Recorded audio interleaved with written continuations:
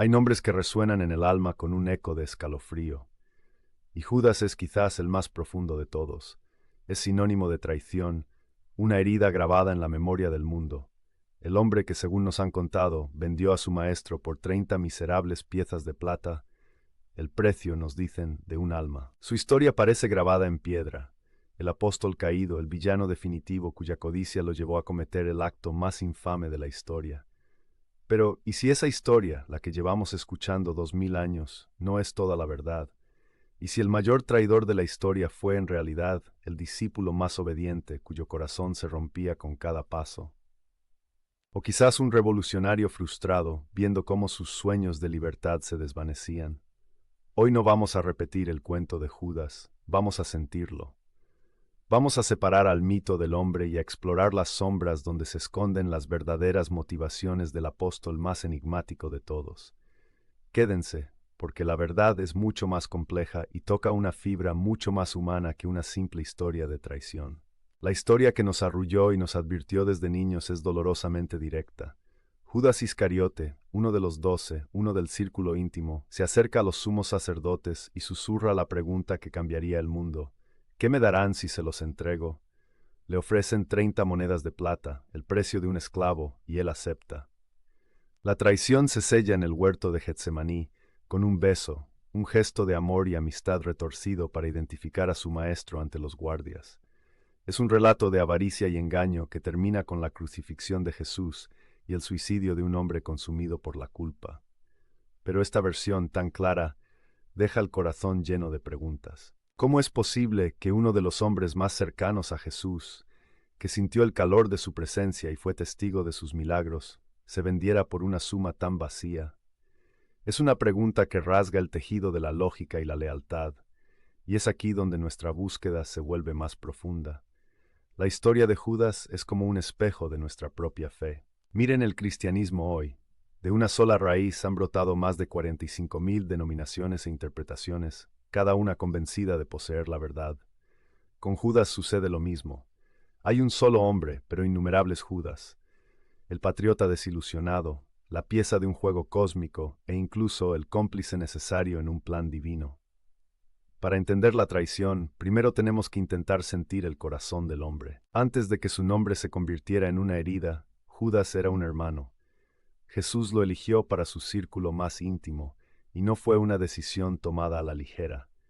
Según los evangelios, Jesús pasó toda una noche en oración antes de nombrar a sus 12, lo que sugiere que la elección de Judas fue deliberada, sentida. No era un seguidor cualquiera, estaba en el corazón palpitante del movimiento. Más importante aún, a Judas se le dio una enorme responsabilidad, una prueba de confianza absoluta. Era el tesorero del grupo. Piensen un momento. ¿A quién le entregan su sustento, el dinero con el que viven y ayudan a otros? A alguien en quien confían ciegamente, el que guarda el pan, el que cuida el futuro del grupo. Ese era Judas. El Evangelio de Juan, sin embargo, añade una nota oscura y dolorosa, afirmando que Judas era un ladrón que robaba de la bolsa. Pero esto nos lleva a otra pregunta que duele. Si sabían que su corazón era deshonesto, ¿por qué dejar que la herida siguiera abierta? ¿Por qué dejarlo a cargo del dinero? Algunos historiadores señalan que su apellido, Iscariote, podría significar hombre de Keriot, una ciudad de Judea. Esto lo haría diferente del resto de apóstoles, que eran galileos. Imaginen sentirse siempre un poco aparte, con un acento distinto, una mirada que no es del todo de casa. Otra interpretación, mucho más explosiva, sugiere que Iscariote podría derivar de sicario, una palabra para los celotes, guerrilleros que ardían en deseos de liberar a su pueblo de Roma. Y es esta pista la que nos abre la puerta a un alma completamente diferente, a un corazón movido por una pasión devastadora. La imagen del Judas avaro es potente, pero para muchos se siente vacía, incompleta. Vamos a explorar 3 teorías que intentan llenar los vacíos del alma de este hombre. Imaginen la llama de la esperanza ardiendo en su pecho. En el siglo I, Judea era un polvorín de fervor nacionalista. El pueblo sufría bajo el yugo romano y muchos esperaban un Mesías guerrero. Los celotes eran la expresión más radical de esta esperanza. Si Judas compartía este fuego, es posible que viera en Jesús al líder que por fin los liberaría. Pero con el tiempo, cada palabra de Jesús debió ser una espina en su corazón. En lugar de formar un ejército, hablaba de amar a tus enemigos. Su reino no era de este mundo. Imaginen el frío de la decepción, el corazón que se rompe. La traición desde aquí no nace del odio, sino de un amor roto, un intento desesperado por forzar la mano de su Mesías, por obligarlo a ser el rey que él creía que debía ser. El beso no sería traición, sino una súplica fallida. Y las 30 piezas de plata, una mota de polvo en un sueño político que se convirtió en pesadilla. Claro que no podemos descartar el dolor de la versión más antigua. Los evangelios canónicos son claros al señalar la avaricia como un cáncer en su alma. Juan cuenta cómo María de Betania unge a Jesús con un perfume carísimo. Judas protesta, diciendo que el dinero podría haberse dado a los pobres, pero el texto aclara que lo dijo porque era ladrón. Este retrato pinta a un hombre con un vacío interior que intentaba llenar con dinero. Para un alma así, la oferta de los sacerdotes pudo ser un abismo al que finalmente se arrojó. Además, los evangelios añaden una dimensión sobrenatural. Satanás entró en él. Esto no lo absuelve, pero sugiere una batalla interna terrible, que su voluntad fue corrompida por una fuerza externa, que sus debilidades fueron el campo de batalla de una guerra cósmica entre el bien y el mal. Un alma en la que se desató la guerra más antigua de todas.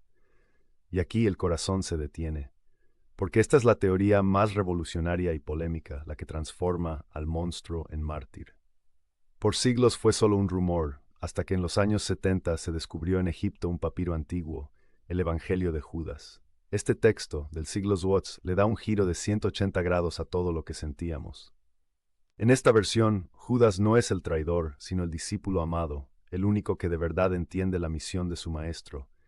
Jesús le revela a Judas los misterios del reino, y la traición se convierte en un acto de obediencia y amor incomprensible.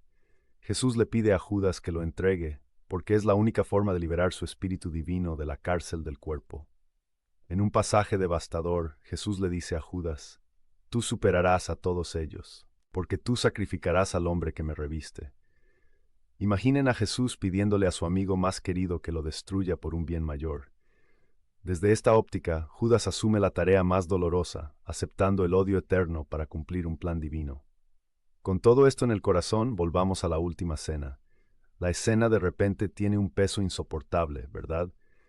Cuando Jesús anuncia: «Les aseguro que uno de ustedes me va a entregar», imaginen el silencio que cae sobre la mesa. Y en el centro de ese silencio, un corazón que late al borde del abismo, el de Judas. Si era el celote, sintió una punzada de culpa o la fría determinación de su plan. Si era el avaro, fue ese el instante en que su alma se cerró para siempre. Y si era el cómplice, fue esa la señal final, una dolorosa mirada de entendimiento compartida con su maestro. El beso en el huerto de Getsemaní es el clímax que rompe el corazón de la historia. Un gesto de amor, el más íntimo, pervertido en un arma. Para la tradición es la máxima hipocresía.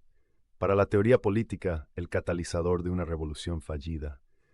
Para la visión gnóstica, es un acto de obediencia, un saludo final y trágico entre dos almas que comparten un terrible secreto. Sea cual sea la verdad, en ese beso el destino quedó sellado con lágrimas. Y entonces el velo se rasga. Cuando Judas ve que Jesús es condenado a muerte, el peso de su acción lo aplasta y el mundo se derrumba. El Evangelio de Mateo describe un arrepentimiento que grita de dolor. Judas corre de vuelta con los sacerdotes, arroja las 30 monedas al suelo del templo y clama: «He pecado, he entregado sangre inocente». No es el grito de un monstruo, es el de un hombre roto. Pero ellos, con una frialdad que congela los huesos, le responden: «¿Y a nosotros qué? Allá tú».